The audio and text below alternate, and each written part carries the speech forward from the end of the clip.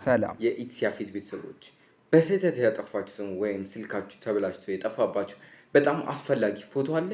ዛሬ ያለምንም ኮምፒውተር በስልካችሁ ብቻ የጠፉ ፎቶዎችን እንዴት መመለስ እንደምትችሉ አሳያችኋለሁ። አንደኛ፣ ሪሰንትሊ ዲሌትድ የሚለውን ቼክ ማድረግ። መጀመሪያ ስልካችሁ ጋለሪ ውስጥ ገብታችሁ ሪሰንትሊ ዲሌትድ የሚለውን ፎልደር ቼክ አድርጉ። ብዙ ጊዜ የጠፉ ፎቶዎች እዛ ለ30 ቀናት ይቆያሉ። ሁለተኛ፣ ጉግል ፎቶስ።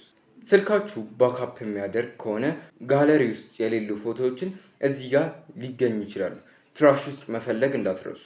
ሶስተኛ፣ እነዚህ ካልሰሩ ግን ዲስክ ዲገር የሚለውን አፕሊኬሽን ተጠቀሙ። ስልካችሁ ስካን በማድረግ ከዚህ በፊት የጠፉ ምስሎችን ፈልገው ያወጣላችኋል። ይህ መረጃ ለጓደኞቻችሁ ስለሚጠቅም ሼር አድርጉላቸው።